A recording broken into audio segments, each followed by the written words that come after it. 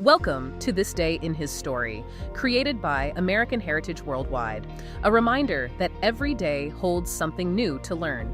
Did you know that two courageous young sisters, 14-year-old Mary Elizabeth Rollins and 12-year-old Caroline Rollins, risked their lives by rescuing priceless manuscript pages that would later become part of the Book of Commandments and eventually the Doctrine and Covenants? Learn that a violent mob hoped to stop the spread of the restored gospel by destroying the printing press of The Evening and the Morning Star that was edited and printed by William W. Phelps. Discover that this newspaper published revelations received by the prophet Joseph Smith, shared missionary reports, hymns, church news, and local events, making it an important source of information for both church members and non-members. Imagine a violent mob just completely tearing down a two-story building in the middle of a frontier town. It's just absolute chaos everywhere you look. Right, exactly. Men are shouting, glass is shattering, and they are literally scattering the heavy, specialized lead pieces of a printing press out into the dirt street. Yeah, they were ensuring it could never be put back together. And right there, in the middle of this terrifying scene, two young girls, just 12 and 14 years old, by the way, sneak directly into the chaos. Which is just, it's unbelievable bravery. It really is. Yeah. They aren't running away. They are literally risking their lives to rescue a stack of unbound papers from the wreckage. Yeah, and then they make a break for it, hiding deep in a nearby cornfield while this angry mob actually hunts for them. So, welcome to today's deep dive. Today, we are looking at why that single stack of paper was worth dying for. It's such a wild story, and so pivotal. It is. We're exploring the dramatic, really dangerous early history of the church's revelations, specifically the printing of the Book of Commandments and a frontier newspaper called The Evening and the Morning Star. Yeah, we've got some amazing historical accounts and direct quotes from early church figures for this one. We do. And our mission today is to figure out how a little frontier newspaper sparked this explosive outrage and to uncover the incredible bravery required to preserve its sacred contents. Which, it's a history that really challenges our modern assumptions about information. Oh, totally. Because you, listening right now, you live in an age of automatic digital backups. Right. Everything is just in the cloud. Exactly. Everything you care about is probably sitting on a server somewhere safe. Yeah. We take the survival of information completely for granted. We really do. But back in the 1830s, a community's voice was so incredibly fragile. Yeah. And this deep dive is going to show you what it looks like when information is so vital and so physically vulnerable that people have to put their own lives on the line to protect a single copy of it. It's an intense realization. So, to understand why a mob was tearing a building apart brick by brick, we first have to look at what was being built out there in the wilderness of Missouri. Set the scene for us. Okay, so the scene is Independence, Missouri, and the time is June of 1832. Right in the thick of the frontier. Exactly. And this man named W.W. Phelps, he sets up a printing operation and begins publishing a monthly newspaper called The Evening and the Morning Star. Okay. And what is crucial to grasp here is that this was the only newspaper in Independence. Wait, really? The only one? The only one. In fact, it was the sole local publication for that entire frontier region. Wow. Okay, let's unpack this. Because a monthly newspaper in an isolated town to a modern listener, that sounds incredibly quaint. Like a little newsletter or something. Right, almost irrelevant.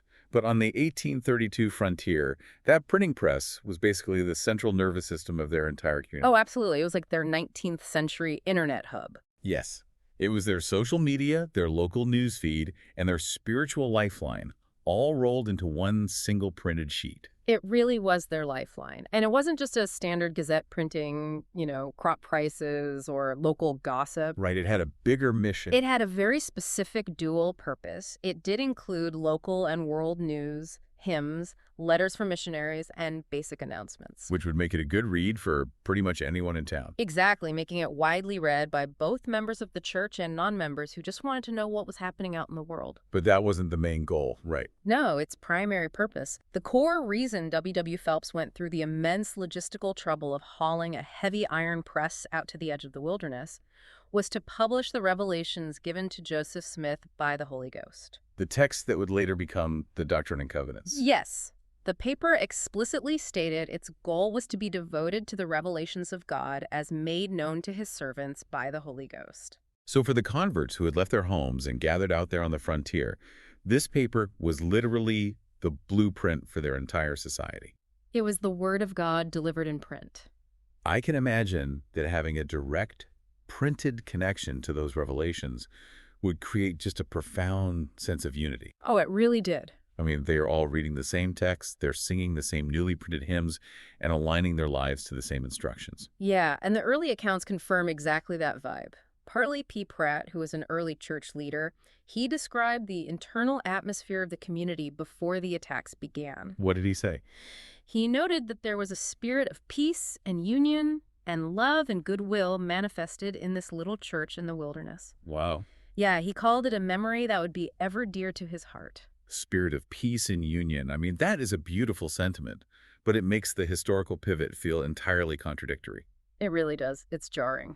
Yeah, because how does a community experiencing that level of profound peace and goodwill suddenly become the target of a violent, destructive mob? You don't just go from a peaceful pioneer settlement to a riot overnight. No, you don't. And if we connect this to the bigger picture, the tension had actually been simmering for a long time. Oh, really? Okay. Yeah, you have to consider the perspective of the original settlers in Missouri.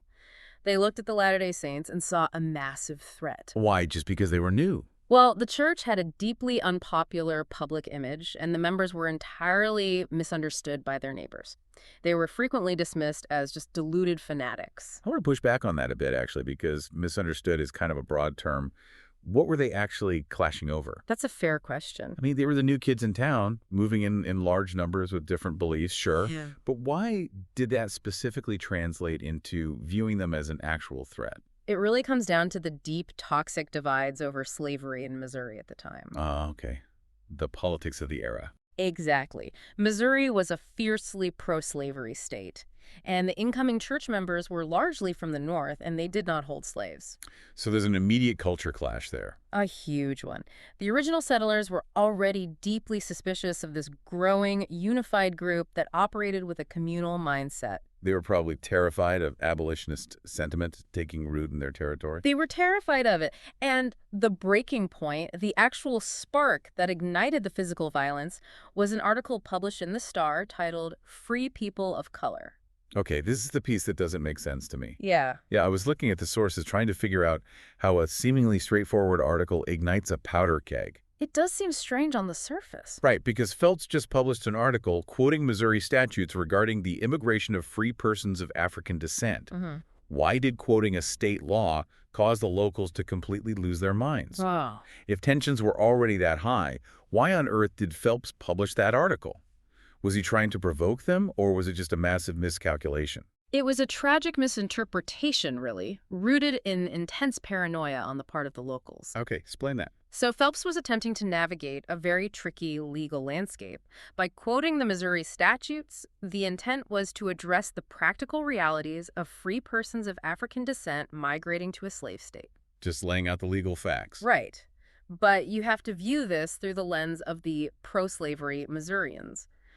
When they read this article, they didn't see a legal summary or a cautious navigation of state law. What do they see? They viewed it as an open, public invitation for freed blacks to migrate and settle in Missouri. Oh, wow. So they read into it the exact scenario they feared the most. Precisely. They believed the Saints were trying to flood the area with free black settlers to ultimately undermine the institution of slavery. And once that fear took hold, it probably didn't matter what Phelps actually meant. It didn't matter at all. The newspaper quickly tried to clarify the article. They published explanations of their actual intent, trying to diffuse the situation. But I'm guessing it was too late. Way too late. The locals were completely beyond reason. The outrage was absolute. The pro-slavery Missourians lashed out, distributing documents that called church members deluded fanatics or weak and designing knaves. Designing knaves. Yeah. That implies a malicious conspiracy. Yeah, exactly. It moves the Saints from being just an annoying religious minority to being an active, plotting enemy of the state. And that ideological clash over the article brought all those underlying fears right to the surface. Words escalated into organized physical violence with terrifying speed. Which is just so sad to see how quickly it turns. Yeah, and on July 20th, 1833, a mob marched directly to W. Phelps's doorstep. Which brings us back to that chaotic scene we started with. Exactly. The mob descended on the printing office, which, by the way, was also the residence of Phelps and his family. So they're attacking his home, too. Yes, and the destruction was systematic. They threw the family's furniture into the street. They took the heavy lead type used for printing, which is the most crucial and difficult to replace component of a frontier press, and just scattered it everywhere. Ruining it completely. Ruining it. Then they leveled the entire two-story building. It's like severing the only telegraph line into a besieged city. That's a great way to put it. It wasn't just about stopping a specific news story. It was about isolating the community so completely that they would lose their sense of unified identity. They didn't just want to stop the press. They wanted to erase its ability to ever exist again. And the most devastating part of this attack was what was sitting inside that building at the time. The revelations. Right. By destroying the printing office, the mob also destroyed nearly all the printed work, including the incomplete, unbound sheets of the unfinished Book of Commandments. The physical pages of the revelations. Yes. Here's where it gets really interesting, though. Because the mob didn't count on Mary Elizabeth Rollins and her sister Caroline. No, they certainly didn't. The men are tearing apart the building. They're throwing the revelations of God into the street. And these two girls, aged 14 and 12, are watching their community's heart basically get ripped out. And seeing that level of destruction, most adults would flee. I would flee. Right. But Mary Elizabeth and Caroline stepped directly into the hazard. They gathered up several large bundles of the valuable manuscript pages that the men had just thrown onto the dirt. I have a hard time wrapping my head around this. Two kids running into a riot isn't just a spontaneous act of bravery. No, it's something much deeper. Right. How did children that young grasp the theological weight of a printing press? Like, what possesses a 12-year-old to value a stack of paper over her own physical safety in the middle of a violent mob? You really have to understand the profound spiritual culture they were raised in. To these girls, those weren't just pages of a book, and they weren't just good ideas or interesting sermons. What were they to them? The community viewed these texts as the literal, direct voice of the Lord spoken to their prophet. They understood that these papers held divine revelation. So it was sacred ground for them. Exactly. In their worldview, the veil between heaven and earth was paper thin, and those unbound sheets were the physical bridge. They understood the irreplaceable value of those words. So they grabbed the heavy bundles of paper and run. The sources describe them hiding nearby in thick rows of corn. Yeah, they literally lie down on top of the papers, hiding under the corn stalks, using their own bodies to shield the texts.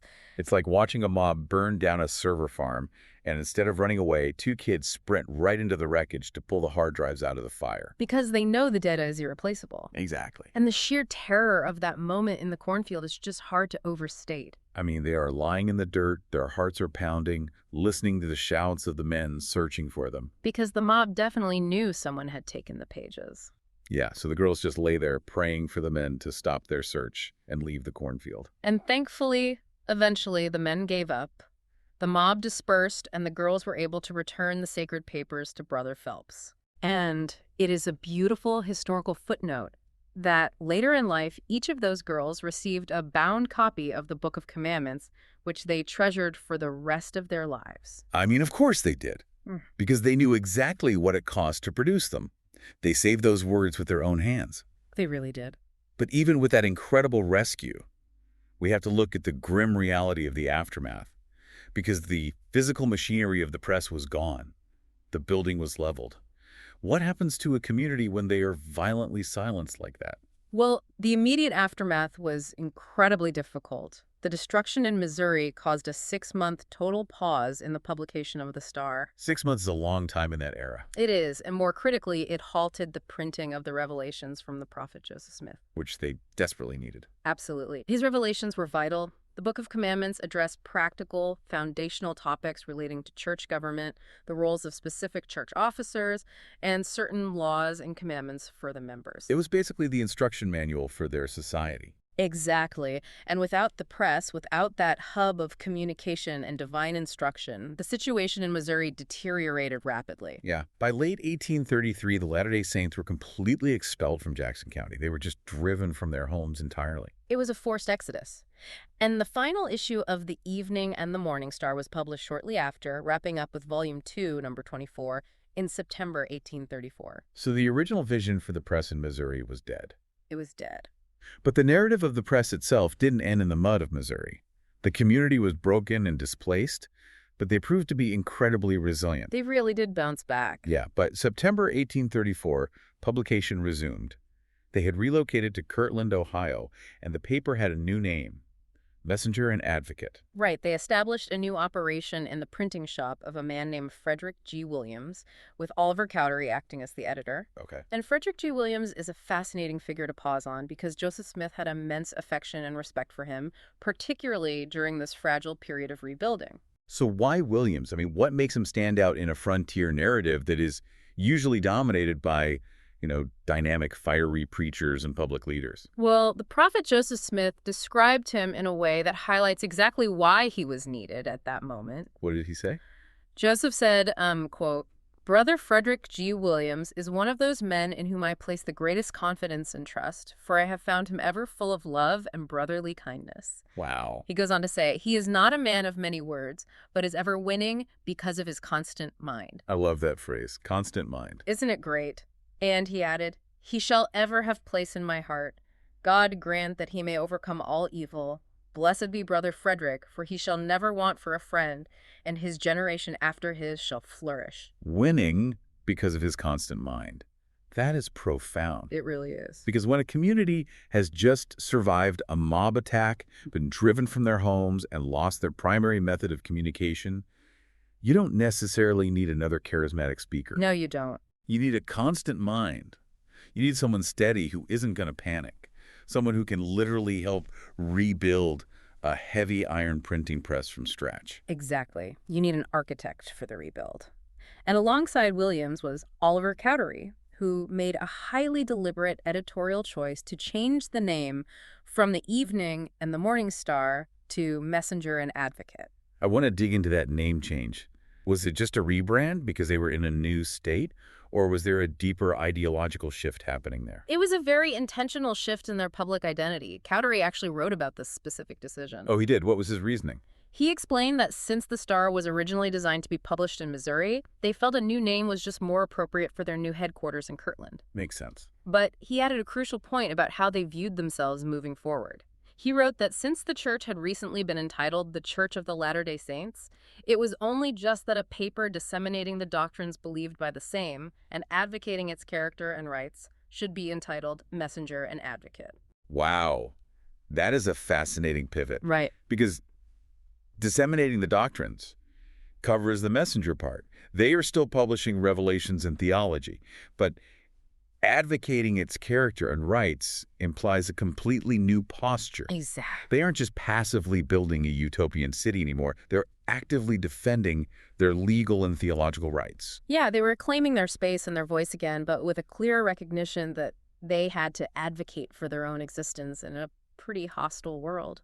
So what does this all mean? We've covered a massive sweep of history here. We have a peaceful frontier town, a deeply controversial article about free people of color, a violent mob attempting to erase a community's identity, 2 brave kids in a cornfield, and a resilient group rebuilding their voice in Ohio. It's a lot of ground to cover. It is. How do we synthesize all of this? Yeah. What is the core takeaway for you, the listener, from this specific era of 1830s history? What's fascinating here is when you strip away the historical distance, the pivot point of all these massive movements, the mobs, the migrations, the founding of newspapers, it rests entirely on individual choices. Oh, that's so true. Specifically, it rests on the courage of individuals to preserve what is true. Think about the Rollins sisters. Their act of courage wasn't just about saving paper. It was about ensuring the survival of their community's identity. Yeah. If we want to apply this to our own lives, we can look at the teachings of President Thomas S. Monson. He captured the essence of this kind of action perfectly. What did he teach? He taught, quote, In order for us to make the correct decisions, courage is needed.